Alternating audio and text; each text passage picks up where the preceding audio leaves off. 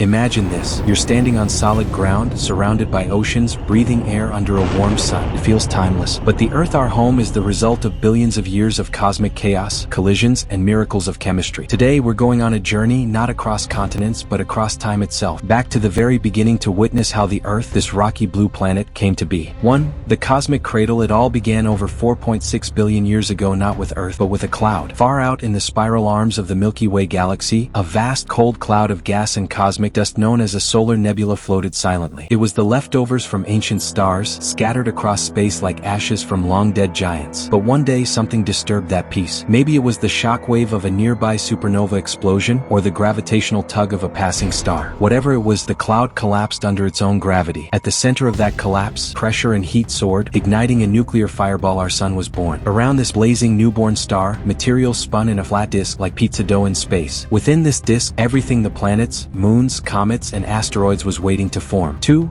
Earth begins to take shape within this cosmic disk. Tiny grains of dust collided and stuck together. What started as particles smaller than a speck of sand grew slowly over millions of years. These clumps formed larger rocks, then boulders, then monstrous space bodies called planetesimals. And through countless collisions, violent, fiery, and relentless, one of these planetesimals grew larger and rounder. This was the early Earth, though it looked nothing like the world we know today. There were no continents, no oceans, no life. Only a molten, raging ball of rock, constantly pounded by debris from space, glowing red-hot under a sky filled with ash and fire. 3.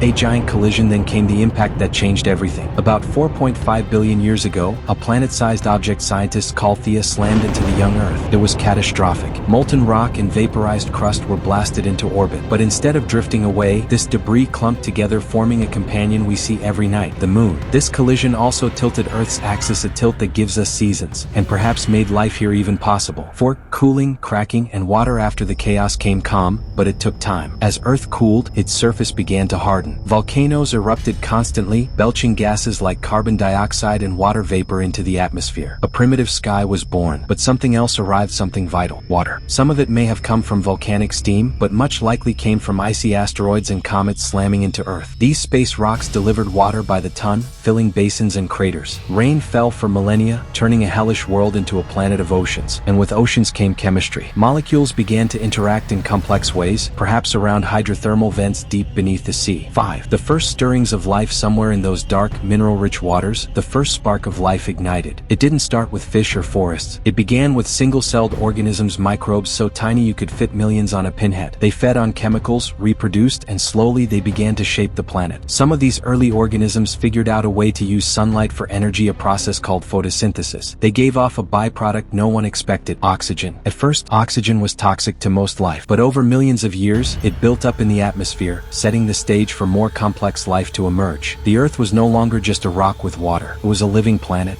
6. The planet we call home. Fast forward a few billion years. Life diversified. Oceans teemed with creatures. Plants greened the land. Dinosaurs ruled, then vanished. And eventually humans appeared. But through it all, the Earth has remained in motion. Continents drift. Oceans rise and fall. Volcanoes build and destroy. Earth is alive, not just biologically, but geologically. Every grain of sand, every drop of water, every breath you take is part of a story that began with stardust. So the next time you stand on the ground or look up at the night sky, remember this: you're standing on a planet forged in fire, shaped by collision, cooled by water, and brought to life by time. Earth didn't just happen. It was built piece by piece, one cosmic event at a time. And you're part of that story.